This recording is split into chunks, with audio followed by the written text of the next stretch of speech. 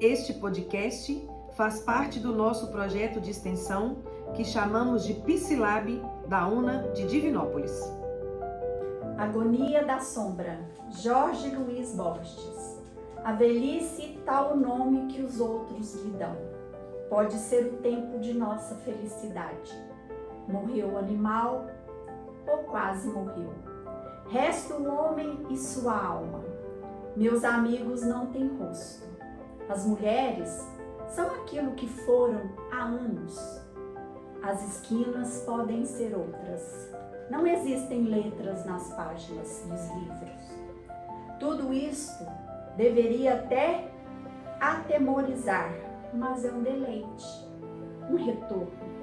Chega ao meu centro, minha alma, minha chave, ao meu espelho. Breve saberei quem sou. Nos dias de hoje, com o aumento da longevidade da população, a questão da reabilitação de idosos tem se tornado um dos maiores desafios da saúde pública. À medida que envelhecemos, não só o corpo, mas também a mente precisam de cuidados especiais, principalmente quando se trata de superar limitações físicas decorrentes de doenças, lesões ou processos naturais do envelhecimento.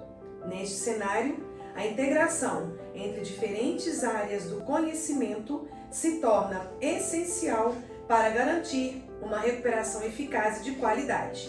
E é justamente sobre isso que vamos falar hoje: a importância da psicologia e da fisioterapia no processo de reabilitação de pacientes idosos.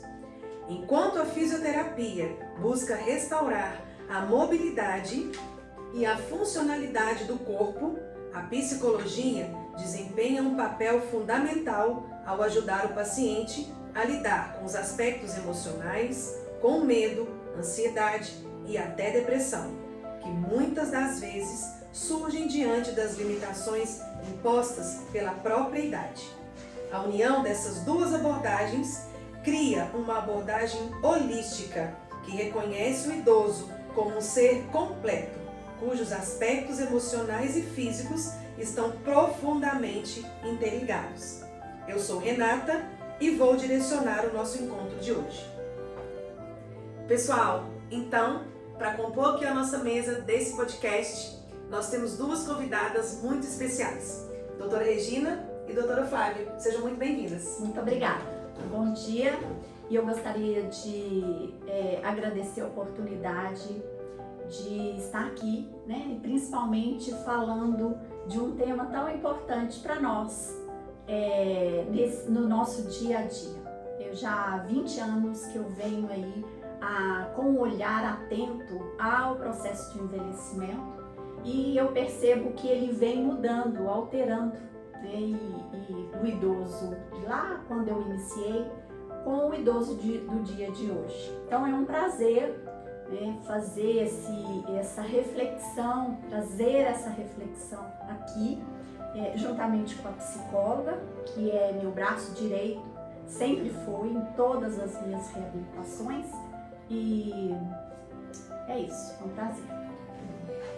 Bom dia, meu nome é Regina Nunes, sou psicóloga, tenho pós em saúde mental e autismo e sexologia multidisciplinar.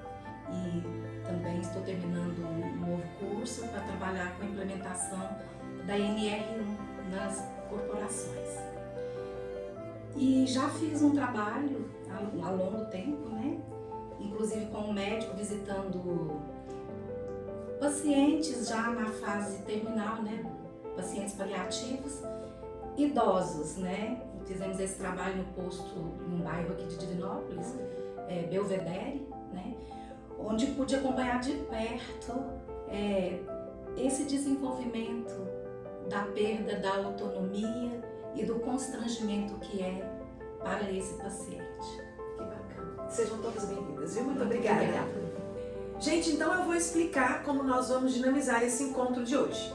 Nós teremos uma primeira rodada de pergunta direcionada para as duas especialidades e em seguida cada especialidade vai ter o seu momento exclusivo de fala, Nós vamos também deixar os nossos convidados falarem das suas atuações integradas e os seus desafios.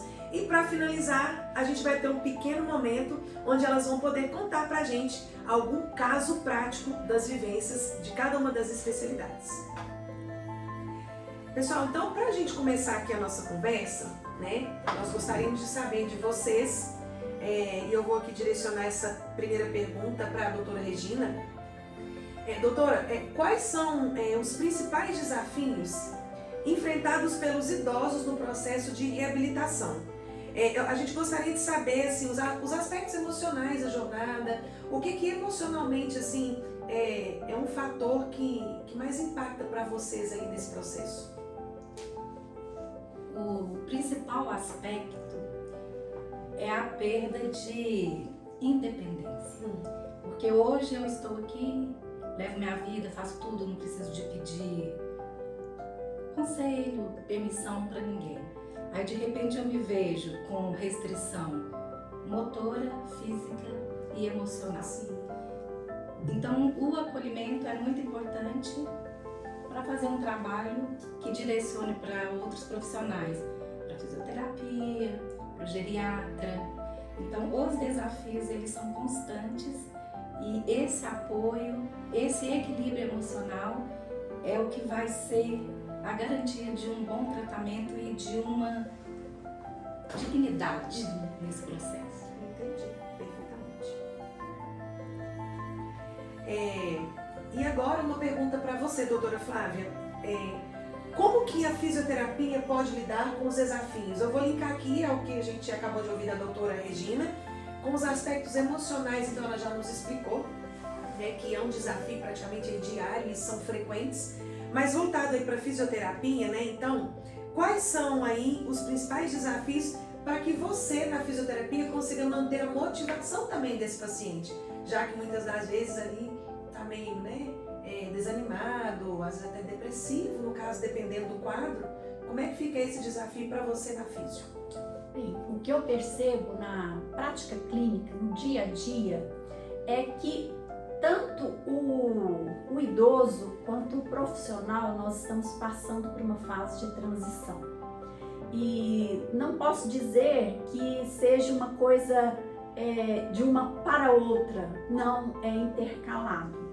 Então hoje eu recebo o idoso de uma fase que é uma fase em que ele aguarda a aposentadoria, aguardou a aposentadoria para, bem dizer, aposentar, quer dizer, ficar no seu aposento, parar, né, acabar com as suas atividades, e ali ele espera cuidados e sem perspectiva de atividade, de continuação, né, da existência, se ele aguarda. Então esse idoso, a forma como a gente aborda esse idoso, ela é diferente do outro, que a gente nem fala a palavra idoso, né? Começa a ficar até agressivo quando você fala idoso. Por quê? Porque já é uma geração que também já está dentro do consultório, que já fala, eu aposentei, mas um aposento em questão, ele já pensa no financeiro, que é um recurso a mais, que vai ficar ali, mas que ele continua no trabalho e que ele continua com a perspectiva de estudo. Eu sou um exemplo muito claro disto, que já estou na minha segunda graduação, para completar a primeira. Então assim, a gente já tem ele tem uma perspectiva de continuação, ele quer fazer um mestrado, quer fazer uma atividade, então assim, ele se conhece porque ele já veio, a psicologia já é um braço lá da infância. Os meus filhos, quando iniciaram, eu já coloquei no atendimento psicológico, porque se conhecer já entrega para o ser humano uma perspectiva de vida maior, porque ele quer fazer parte e honrar a existência. Então já é outro perfil de idoso, digamos assim, né? Então é um idoso que já busca ali exercer suas atividades físicas, ele pratica um esporte, ele quer alimentar bem, então o que ele ingere é pensando que o que ele está alimentando vai lhe trazer saúde para o futuro, né? É um idoso que ele quer se conhecer, ele quer vencer obstáculos. Então é um desafio para a gente e é muito prazeroso atender este idoso com essa busca. Ele quer fazer tratamentos que lhe traz melhoras na autoestima, por isso a gente precisa muito aí da psicologia, principalmente aquele idoso que venceu as suas etapas, que não quer mais continuar, que ele quer ser cuidado pela família. Então, você entregar para esse primeiro idoso a ideia de que a vida continua e ela é prazerosa e ela deve ser vivida com intensidade, tendo ali a psicologia como seu braço direito no atendimento a esse primeiro perfil, é muito bom quando você percebe a mudança e ele está aberto através da segurança que você traz para ele. E é um perfil que acaba te escolhendo porque ele vê uma luzinha lá no fim. É um paciente que ele te procura e às vezes nem é ele que te procura, é a família dele que te procura. Como uma forma que ele tem que fazer uma reabilitação, porque o médico indicou essa reabilitação e ele mesmo fica perdido aí nesse contexto, mas quando ele percebe que você começa aos poucos mostrando para ele que ainda há vida, que ele é importante, que ele tem, que quando ele não estiver mais, ele vai fazer uma falta ali emocional, que colocar ele dentro do pertencer, ele começa a enxergar em você, ele começa a ter esperança e ele começa a querer mais, a vencer obstáculos. E eu penso assim que é isso que eu vou colocando, plantando essa sementinha neste primeiro perfil, mostrando para ele e com isso ele vai querer mais ir. Amanhã eu tenho a minha fisioterapia e eu preciso ir porque lá tem cheiro de vida, né? Então é esse perfil. Eu conduzo assim desta forma. Já o segundo, como ele já está assim mais enxergando uma longevidade maior, a gente começa a oferecer mais e juntamente com a psicologia mostrar para ele que dentro do que ele é e ele está, a idade que ele está no momento, ele pode ter a autoeficácia. O que é isso? A possibilidade de continuar fazendo o que fazia, mas ele tem que desenvolver, estudar mais, dedicar mais, porque ele não tem mais aquela agilidade que tinha antes. Então ele tem que se empenhar mais para conseguir acompanhar a turma, por exemplo, dele, né? As pessoas, a sociedade dele, convivendo ali com uma sociedade que é mista, entre jovens, né? Hoje a tecnologia, ele quer entender da tecnologia, nós temos aí a parte da saúde, né, tecnológica da saúde. Então hoje já tem pesquisas aí, trabalhos entregando a saúde completa, né, a volta ali do que pode ser, mas sabendo que ele tem aquela limitação, mas é uma limitação que ele pode e ele quer superar, né? E é isso, e a psicologia é esse braço que ajuda a temperar ambos os pacientes. Então, doutoras, muito obrigada, né, pelas colocações que vocês já fizeram para nós. Eu tenho mais uma outra pergunta que eu acho que vai trazer aí para a gente um pouco mais de clareza.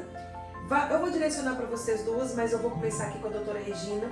Doutora, eu estou com um gráfico que fala sobre a evolução do envelhecimento da população brasileira aqui por sexo, e baseado aqui nos anos 2025, com uma perspectiva para 2050. O que a gente vê aqui basicamente é o aumento da longevidade. Então, até ali os anos 2000, mais ou menos, a longevidade era ali entre, que eu estou vendo aqui, 70, 74 anos, e a gente está vendo uma crescente desse aumento dessa longevidade. Então, o que eu gostaria de perguntar para você, doutora Regina, também para você, doutora Flávia, a gente tem diversos perfis de idosos, né, na atualidade, mas eu percebo que a gente tem aí pacientes idosos que vão chegar para vocês, que precisam de reabilitações, que precisam de cuidados psicológicos, porque passaram por algum tipo de situação que nesse momento talvez esteja impedindo que eles sigam seus caminhos com a liberdade que tinham anteriormente, vamos colocar dessa forma, né? Que hoje estão limitados, digamos assim. Mas nós temos pacientes que chegam para reabilitação, tanto emocional quanto física, que são pacientes idosos apenas da idade. Acho que assim fica melhor. Como é que vocês vão lidar com cada um desses desafios? Pode começar, doutora Regina. Há um tempo, né, o SUS vem fazendo um trabalho, até já houve uma campanha de Humaniza SUS, que é o seguinte, é tratar cada pessoa com equidade. Então, tratar com igualdade, atendendo à necessidade particular de cada um. A psicologia, ela trabalha com o olhar do psicodiagnóstico bem feito. Por quê? Porque cada patologia, ela traz com ela algumas comorbidades. Então, antigamente, uma pessoa de 50 anos era considerada idosa. Agora, hoje, não mais. Hoje tem muitas senhoras, né, com 60, 70 anos que estão bem melhor que eu. E que eu também. Então, assim, então é feito um psicodiagnóstico para ver a necessidade de cada um, porque é um conjunto. Tem também a parte sociocultural, tudo vai influenciando no olhar. E cada um manifesta essa necessidade, essa patologia dentro da realidade em que vive ali, familiar, com tudo que ela já passou na vida, o que ela traz de machucados, de feridas. E aí entra a parte da locomoção, aí entra a parte emocional. Então, o princípio é um psicodiagnóstico bem feito. E saber que esse trabalho com essa pessoa tem que ser feito com respeito e trabalhando de forma multidisciplinar, que é encaminhando, né, se precisa de um psiquiatra, se precisa de um fisioterapeuta ou de um geriatra. Depois de um psicodiagnóstico bem feito e vendo as necessidades, aí nós vamos começar a trabalhar com essa pessoa, respeitando o processo dela, mesmo que ela tenha 70 e às vezes ela se vê num corpo de 30. Então eu não posso chegar, você não pode fazer isso, é assim. Não, então vamos começar por aqui, mais devagar, porque a forma de acolhimento é que vai fazer com que ela aceite bem e vá fazer esse tratamento com alegria, com dignidade.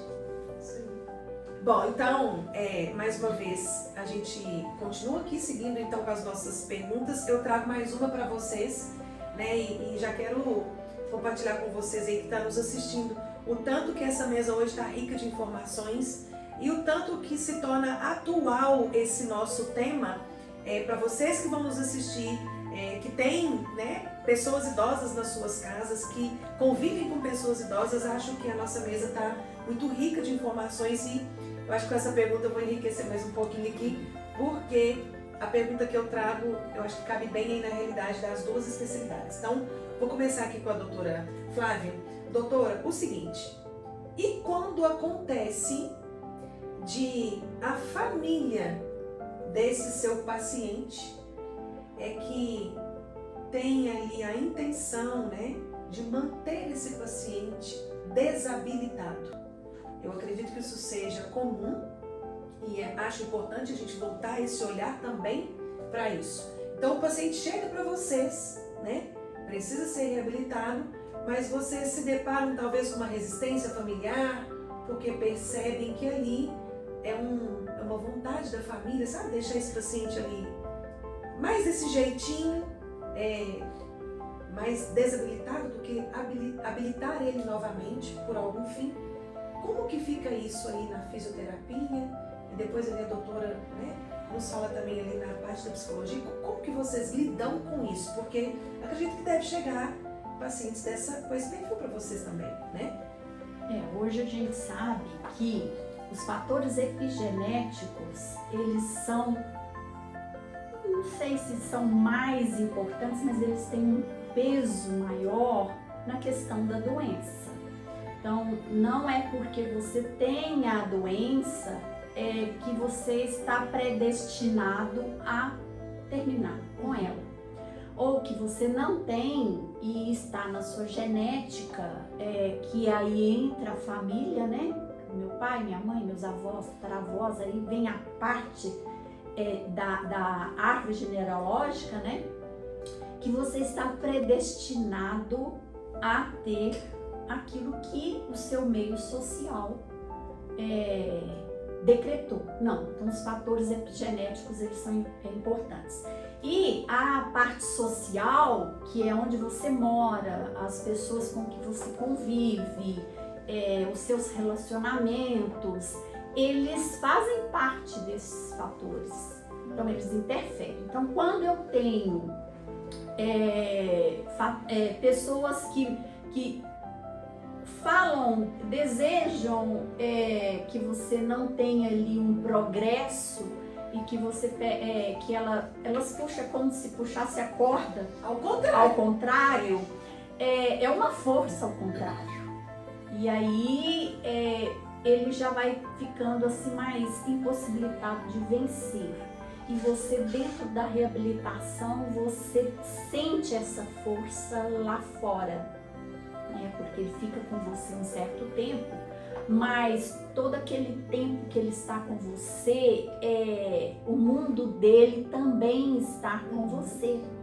Então, é você injetando entusiasmo pela vida para vencer os seus obstáculos físicos e o outro lado buscando não. Então, é uma resistência que a gente acaba enfrentando.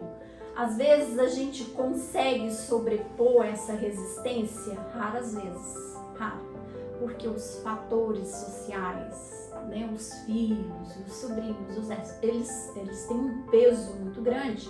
E o corpo ele acaba te traindo, porque quanto mais parado você ficar, mais parado você quer estar, né? Então, quando você senta aí, fica aí pra mim na parte da manhã, fica tal hora no sol, depois eu te pego, eu te coloco de lá, e o corpo vai gostando deste movimento. É igual quando a gente qualquer pessoa inicia aí fazer uma atividade física, e vai no primeiro dia muito ruim, no segundo não tá legal, no terceiro tô indo na força, quando é um mês você já tá assim, gente, que hora que vai ser? Eu quero ir. Por quê? Porque você acostumou o seu corpo àquela atividade. Então, a família, ela é um fator importantíssimo, né? Quando a família estimula, não, você tem que ir, que é a ginástica, não, hoje você tem que ir, amanhã.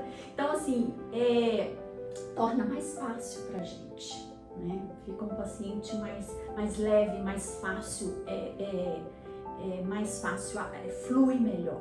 Resultado também, talvez possa vir com mais leveza para esse paciente. Mais isso.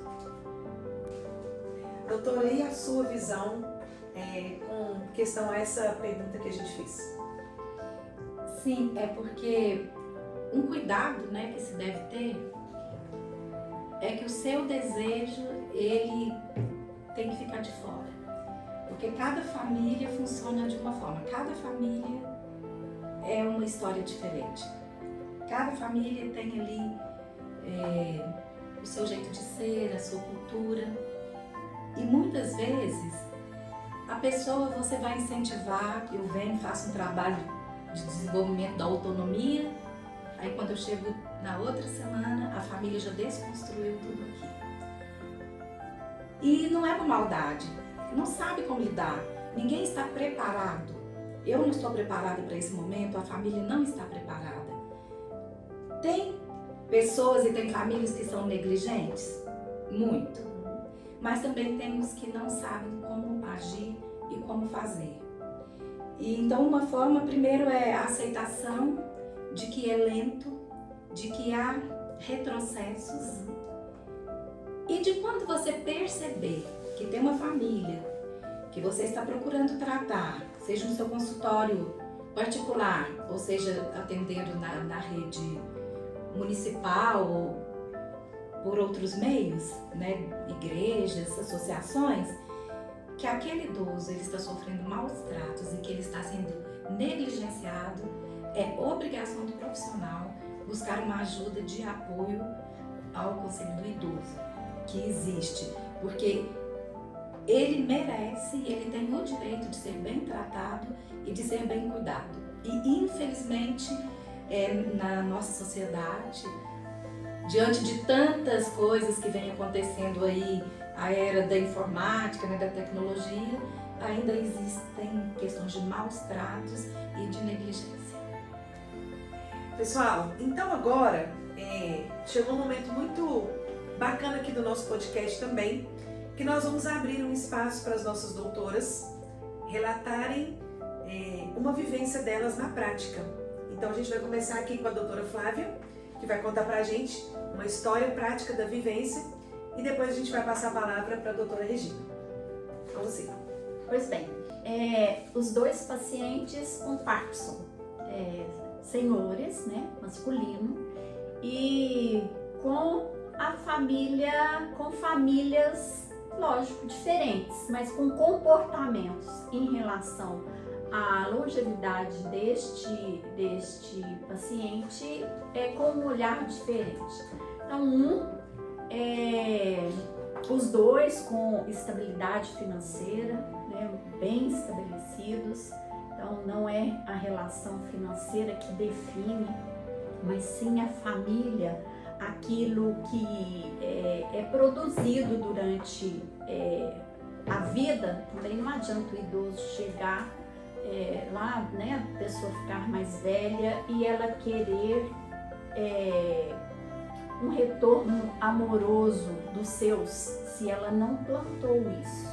Então a gente tem aquela frase, né, a velhice com um olhar, com um crepúsculo no olhar. Então qual é o olhar que você está cultivando para você chegar na sua velhice e ter relações com seus, mas relações amorosas, não de obrigação.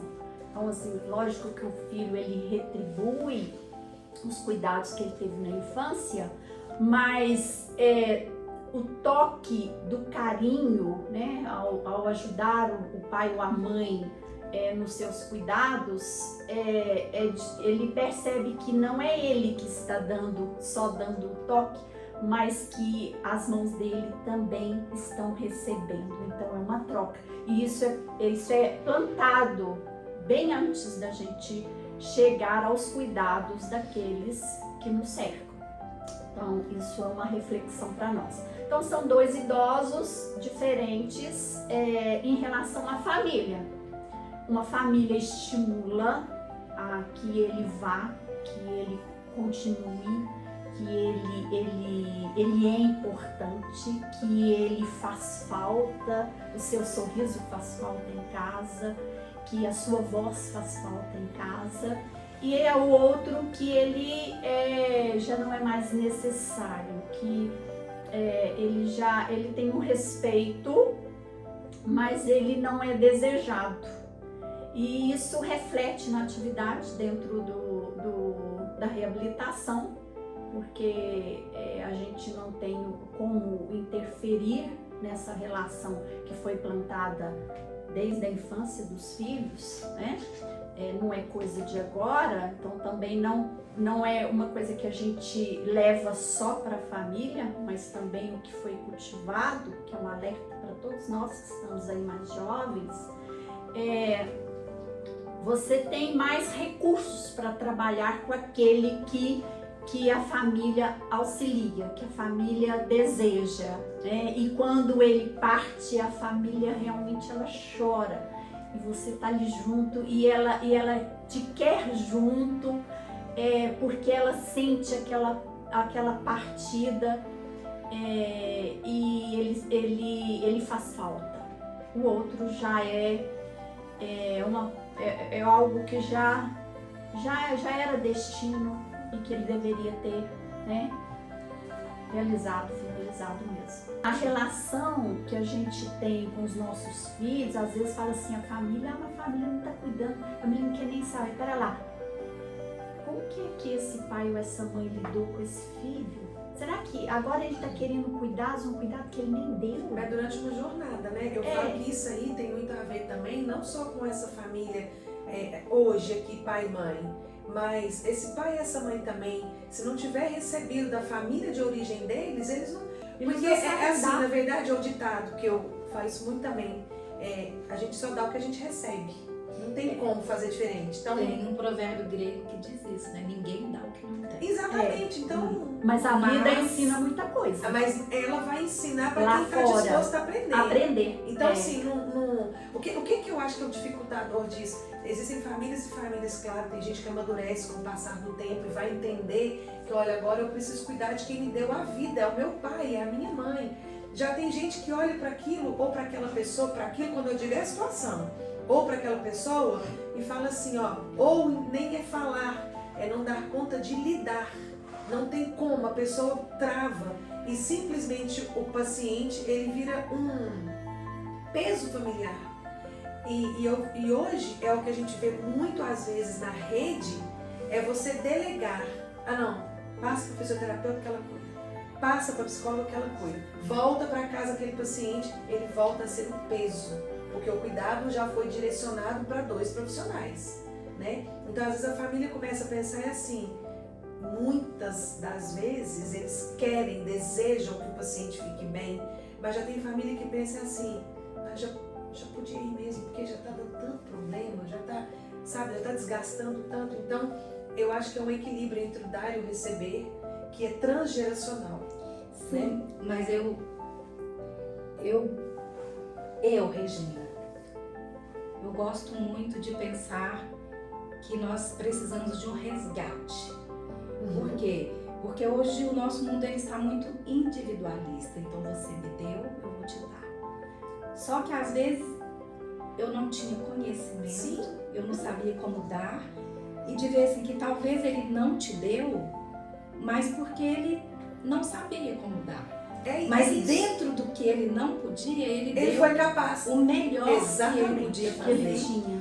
E então eu gosto muito de uma palavra que é de um texto de uma escritora de um movimento que eu gosto muito, um movimento de igreja, chamado Focolare, que tem a fundadora, já faleceu, o nome dela era Chiara Lubi, que ela tinha um texto que ela falava gratuidade.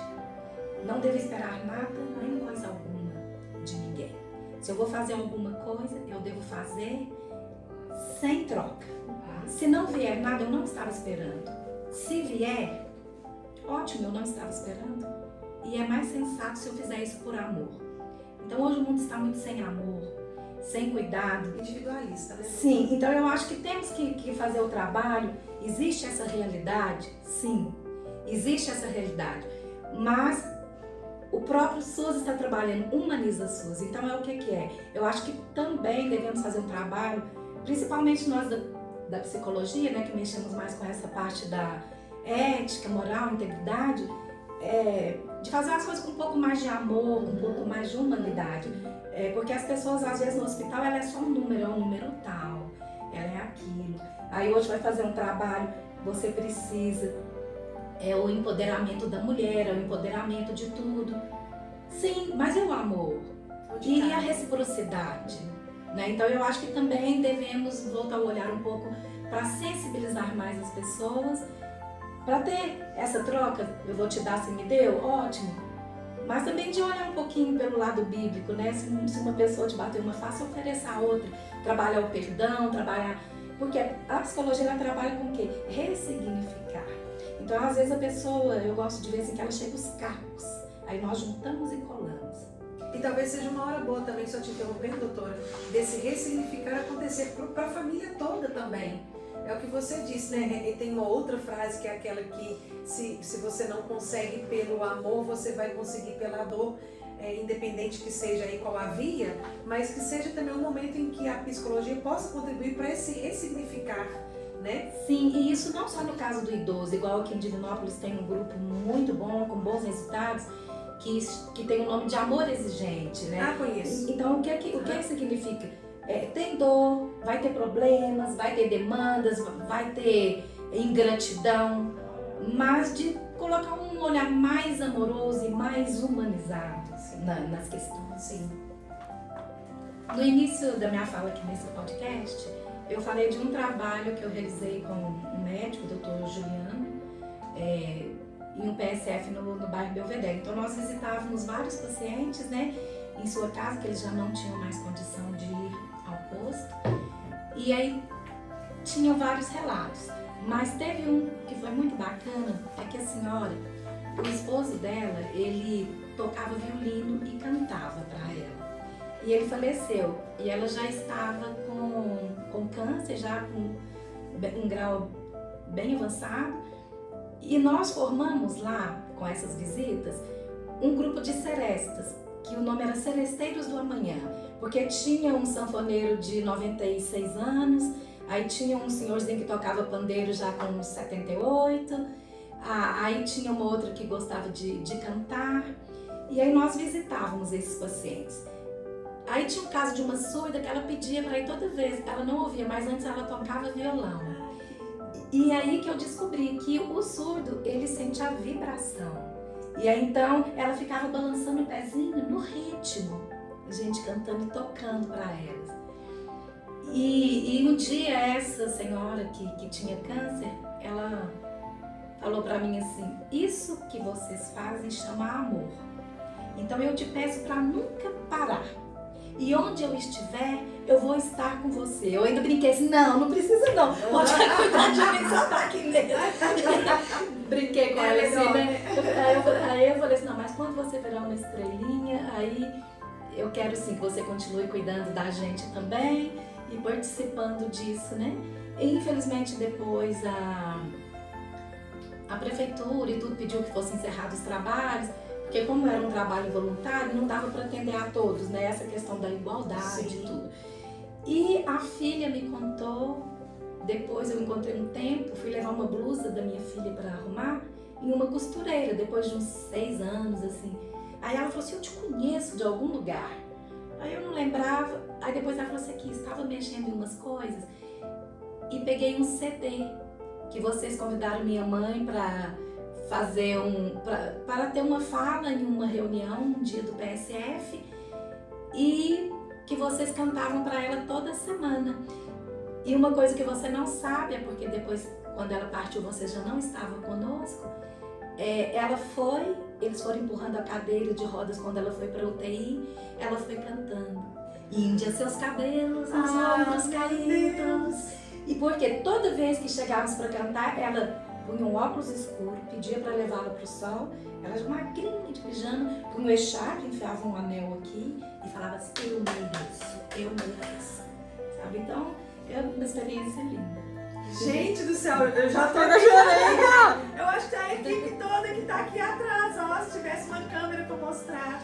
Então, é o seguinte, a pessoa, independente da condição dela, se ela é tratada com amor, se ela é estimulada com respeito, ela é capaz de produzir. E a autoestima, né? Sim. Porque assim, se ela não tiver autoestima e ela achar que ela merece, ela para. Então, mesmo que a família queira bloquear ou qualquer pessoa, Ou o sistema. ou o sistema, ela fala, não, eu tenho que ir, eu vou. Por quê? Porque eu mereço melhor, eu mereço a vida, eu mereço viver. Então, é a autoestima, é o querer. E um engano também é pensar que uma família, assim, por ela ter uma condição socioeconômica um pouco melhor, que ele vai ter um cuidado melhor. Não, porque não é só o espaço físico. Às vezes o espaço físico mas é o espaço de amor, de calor, né? Então, é porque o valor ele não é só papel moeda.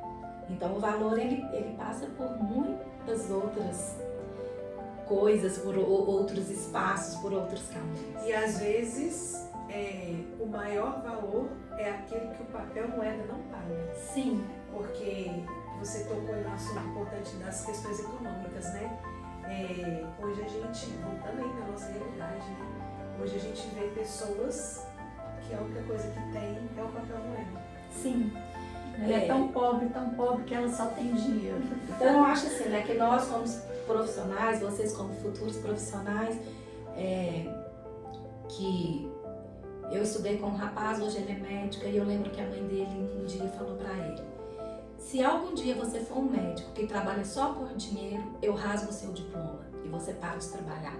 Que uma vez o meu irmão cadeirante, ele foi para um hospital e quando eu perguntei para a pessoa sobre ele falou assim, que tinha outra pessoa, falou assim, não, mas ele é só um cadeirante. Ela falou assim, ele não é só um cadeirante, ele era o meu irmão muito amado e estava na condição de cadeirante, né? Então, é de trabalhar com amor. Sim.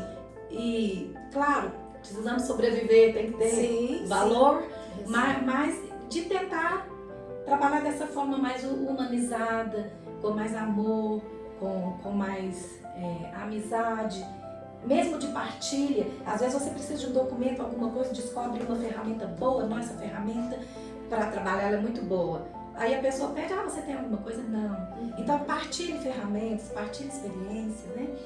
E eu, como eu sou cantora, né, eu canto em coral, eu usei o meu dom para trabalhar com aqueles doentes e foi lá que eu descobri a psicologia e me nasceu o desejo de trabalhar. Então, se hoje eu sou psicóloga, foi por causa desse trabalho que eu comecei a fazer. Né? Fui através da música. Aí eu brinquei, pensei que eu não iria descobrir algo que eu gostasse de fazer mais do que cantar. Então, eu não falo que é mais, mas é igual. Isso mesmo. Pessoal, então, nós chegamos ao fim desse nosso podcast. Tenho certeza que foi enriquecedor. Essa mesa hoje trouxe pra gente mais do que palavras e mais do que um conteúdo rico. Ela nos proporcionou aqui, na presença da doutora Flávia e também da doutora Regina, participar um pouco, né, do que é realmente a prática da psicologia e também da fisioterapia, quando o assunto é a reabilitação de pacientes idosos, independente da condição em que esse paciente chega para essas duas especialidades.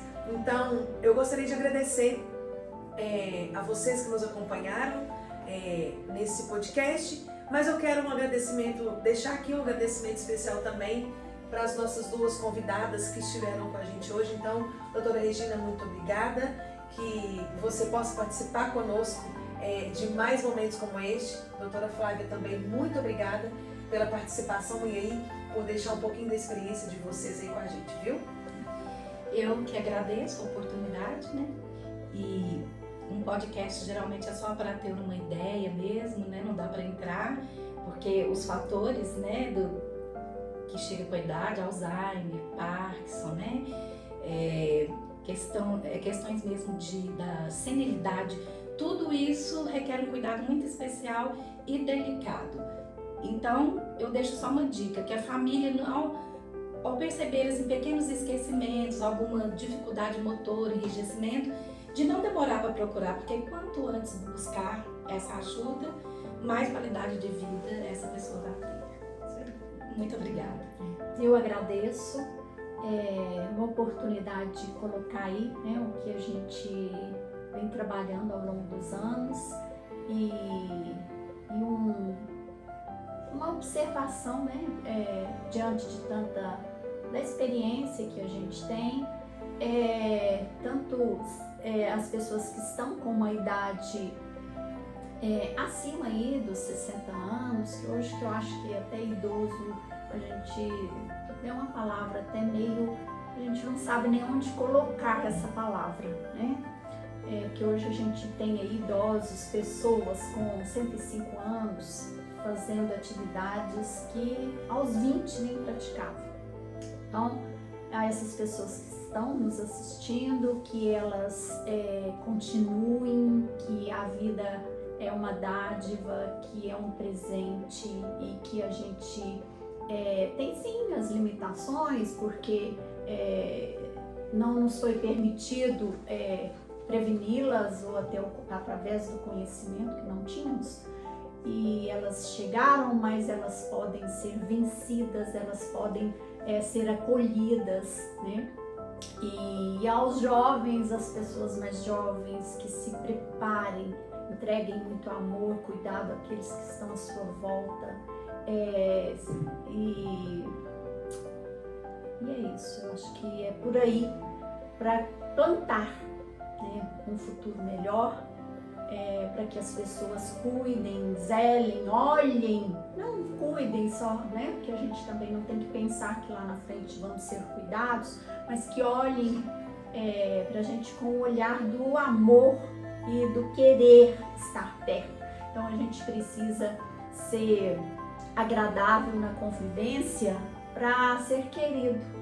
Isso eu observo muito na minha sala. Hoje eu faço odonto e faço odonto para completar a fisioterapia, porque sou apaixonada pela profissão, pela reabilitação. E odontologia é um passo aí que, diante da minha dificuldade em trabalhar como eu trabalhava antes, que era menos maca, menos aparelho, mais mão, mais toque, mais movimento, e hoje eu sei que eu não consigo, em questão de fôlego, e não é do meu interesse, então entra outra profissão para me agregar e diminuir o meu ritmo. Para quê? Não só questão física, mas também para me usufruir mais do convívio com os meus entes queridos e com as pessoas que eu gosto, com lazer, para ter mais atividades que vão me trazer, né, ter mais tempo para outras atividades. Então, é plantar para ser acolhido, para ser querido ao chegar, seja onde for. É isso, eu que agradeço. Pessoal, então muito obrigada meninas mais uma vez. Muito obrigada a vocês que estão aí nos acompanhando e até o próximo podcast. Até mais. Até mais. Tchau.